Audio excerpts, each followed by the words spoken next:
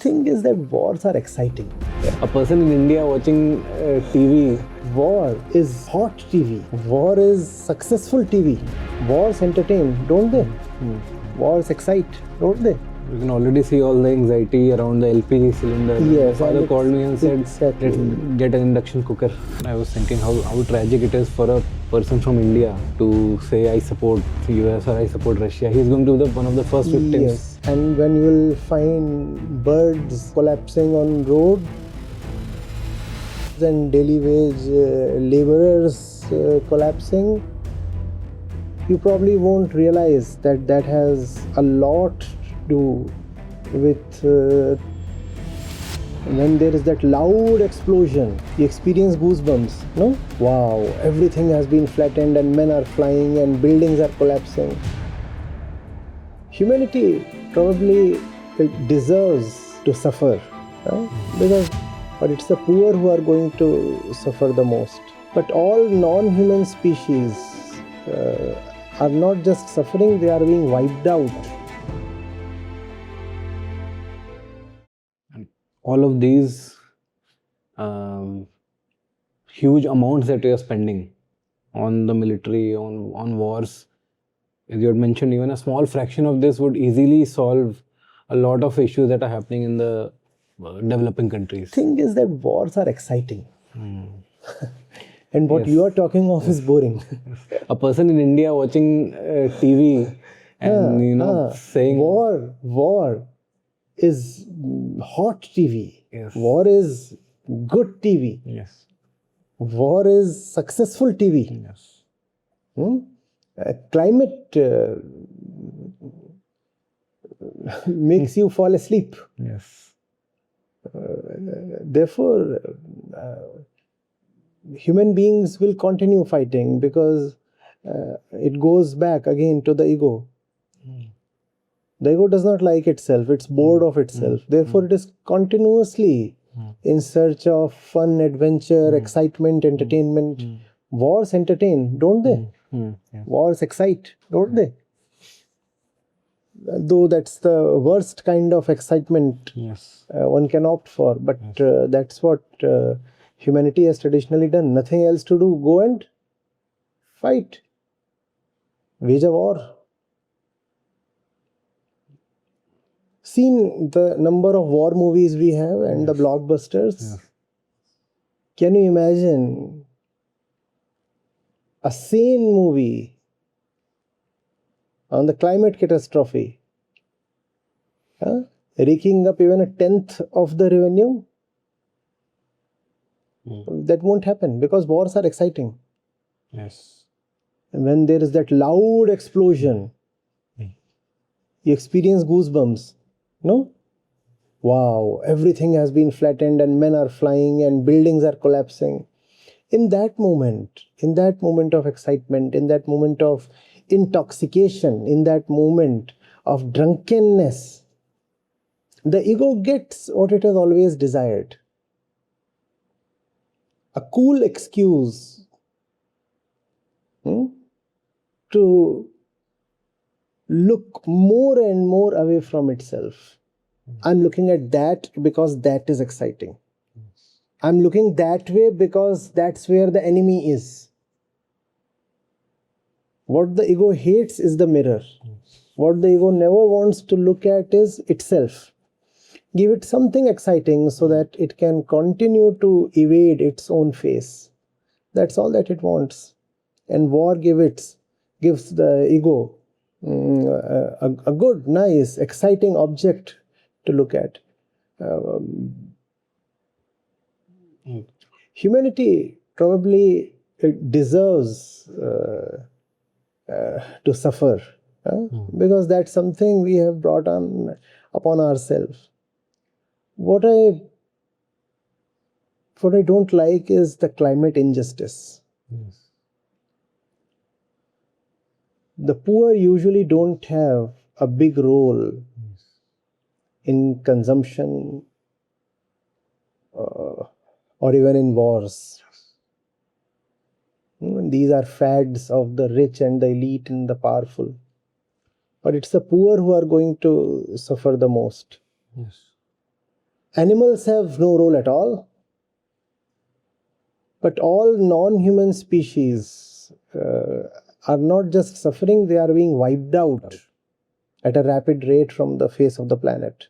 That's climate injustice. Do you care about forests or rivers or animals when you wage a war? Does that happen? We don't even keep account of that.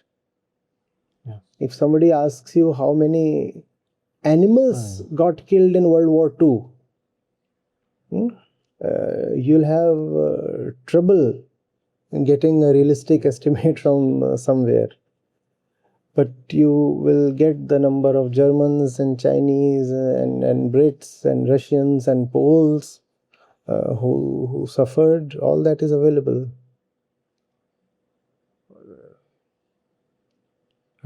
I was thinking how tragic it is for a person from India to say I support the US or I support Russia. He's going to be one of the first victims. Him and the environment around him. Indians who are enjoying the global wars, thinking that they are happening in somebody else's backyard, are making a fool of themselves, because carbon does not honor national boundaries. Whatever carbon is being emitted when oil fields are set ablaze and refineries are struck in Iran or in other Gulf countries, all that emission is not going to stay there. That becomes a part of our shared atmosphere. And the Indian subcontinent is one of the most, probably the most vulnerable place when it comes to the climate crisis. We are going to be the biggest sufferers. We already are. It is not a crisis of the future. We already are suffering. There is a definite impact on quality of life, on the medical bills, even on GDP. The impact is already there. The impact even has been quantified. We know of that, but we don't want to talk of that. We can already see all the anxiety around the LPG cylinder. Yes, my father called me and said, exactly. let's get an induction cooker. Right. Because we don't have LPG. It's just mid-March, not even mid-March yet. And yet we experience the temperatures. Yes. People are already anxious, thinking in the north of April, May and June. And it's going to be bad, really, really bad.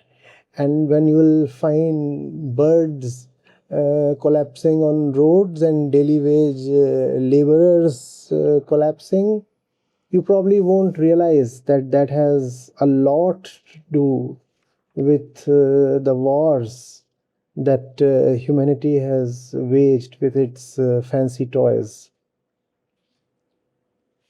Now, what should be the approach of someone who is not directly related to this war, someone in a developing country? We are doing it. We are doing it, and we'll have to stop doing it. It's all arising from the center of ego within the human being. What is it that kills the ego? The mirror.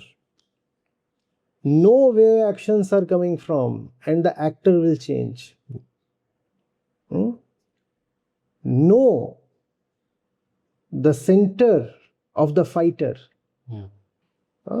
Know the place the fight is originating from, and the fighter might change. The fighter might find that he's no more.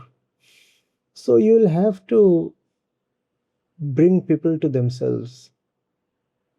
You'll have to have more discussions like this one, where we get to see what is it within us that refuses to confront the facts, that weaves all kinds of narratives and fabrications and utter lies, just so that it has, so that it can evade the naked truth.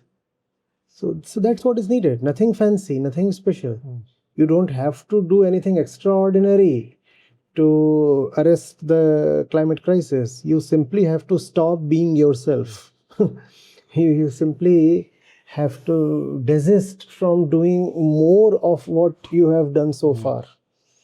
And the way is self-knowledge. There is no other way. The article you are quoting from is built around that point. Though I have substantiated it with a lot of facts, and that's necessary. Facts must be brought out, but the center remains self-knowledge. You have to see what within you makes you fight your neighbor. Are the reasons real at all? What within you prevents you from keeping an account of the real costs?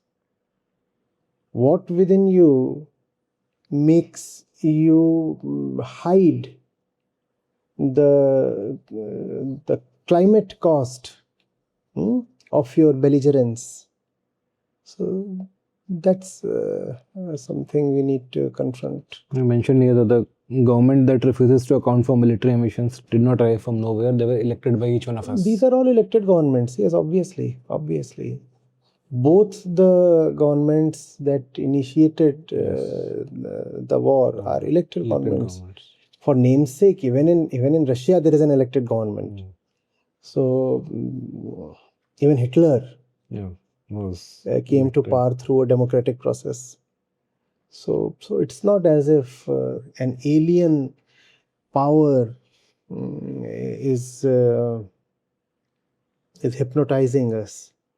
There is something within us that is dark and evil, and we need to look at it. The good news is, looking often suffices.